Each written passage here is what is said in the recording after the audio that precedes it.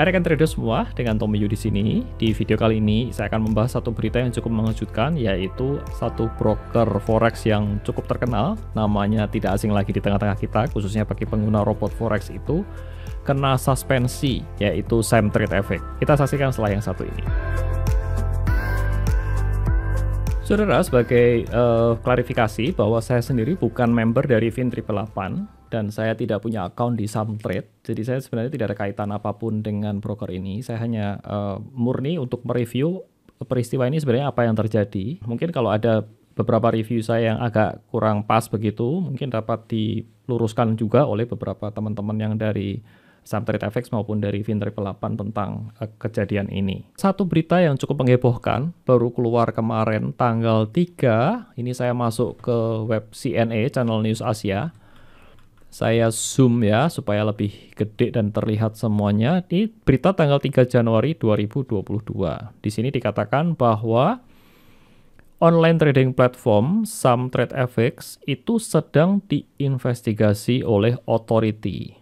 Dan 3 orang has been arrested in connection with the probe. Probe ini kayak penyelidikan gitu. Disangka itu suspek itu ada irregular trading activities yang diselenggarakan oleh platform itu. Berita ini dikeluarkan oleh MAS.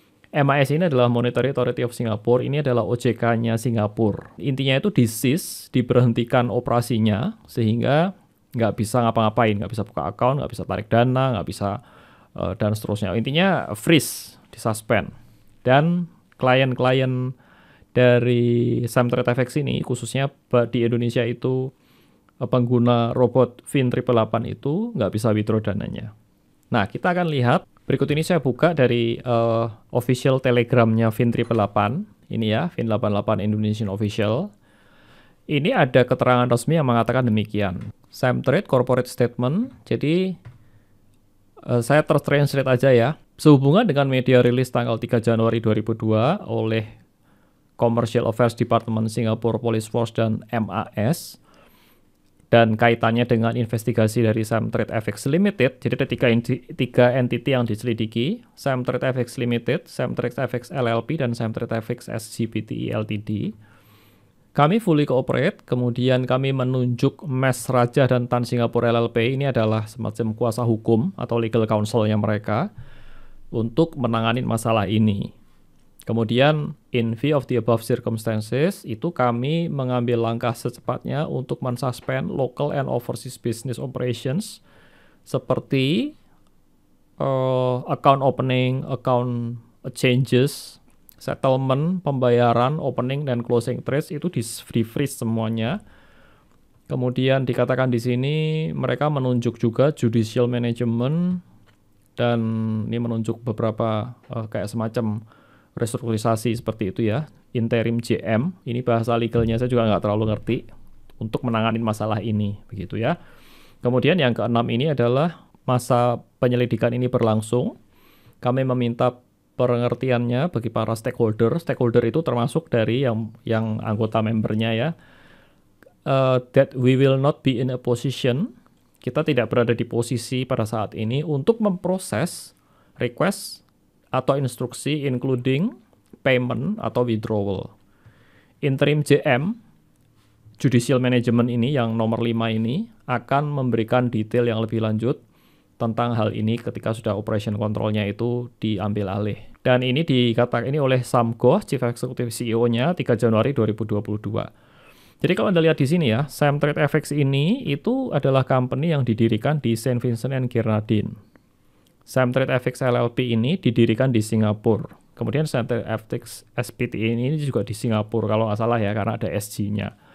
Jadi kalau bayangan saya itu begini saudara, kalau mereka itu regulasinya untuk klien dan di Indonesia itu pakai Saint Vincent and Grenadines. Tetapi mereka kantor operasionalnya itu ada di Singapura. Dan di sini dikatakan di beberapa sini ya, di berita ini dikatakan Samtrade-FX ini melanggar Section 82 dari Securities and Futures Act, di mana ini dikatakan di sini nih, kalau saya buka di sini ya, saudara, di peraturan dari MAS itu, yaitu Securities and Futures Act 2001 ini, di pasal yang ke-82 ini, kalau pelanggarannya itu adalah kalau person atau institusi itu melakukan bisnis di capital market itu harus memiliki license. Ya, itu clear yang pasal 1 ayat 1 ini. Kemudian yang nomor 3 ini kalau dilanggar itu kalau dinyatakan bersalah itu kena denda itu maksimum 150.000 Sing dollar. Dan atau itu kena ini kurungan 3 tahun loh. CEO-nya bisa masuk penjara nanti 3 tahun. So hati-hati. Dan kalau dilanjutkan, ini ya, kalau nekat gitu ya dalam proses penyidikannya nekat dia melanjutkan operasinya akan kena denda itu 15.000 Sing every day, setiap hari. Jadi mereka mau nggak mau harus freeze mereka punya operasi. Jadi saudara, secara konklusi yang dapat saya simpulkan dari sini, menurut pendapat saya pribadi saudara bahwa apa yang terjadi di saham trade ini sebenarnya adalah murni masalah lisensi, masalah izin, dan bukan masalah apakah dia melakukan scam atau tidak. Karena dari unsurnya itu bukan nggak ada hubungan sama scam menurut saya. Kalau dia memang mau scam, harusnya ya mereka kabur duluan gitu, kemudian dananya diambil semua dan dia kabur, menghilang dari muka bumi begitu ya. Tapi kan ini enggak, ini kan dananya masih ada, kemudian itu di-freeze oleh pihak regulator. Dan sampai kapan dia akan nge-freeze itu nggak ada yang tahu. Jadi seperti kita tahu kan proses hukum itu bisa memakan waktu yang lama.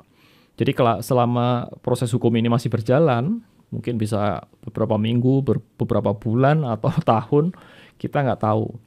Dan apakah bisa dari interim judicial management tadi itu bisa mengatur atau take over sehingga dananya dari klien itu bisa ditarik, bisa di-withdraw, ya saya nggak tahu, kita nggak tahu. Proses ini masih bergulir, masih berjalan. Dan kita nantikan saja, nanti kalau ada perkembangan lebih lanjut, kita akan update kembali di sini. Saudara kepikir nggak, kalau ini aja broker yang teregulasi, apalagi kalau yang nggak teregulasi, bisa kebayang nggak? Kalau yang nggak teregulasi udah langsung, kalau mau scam ya udah langsung hilang gitu aja.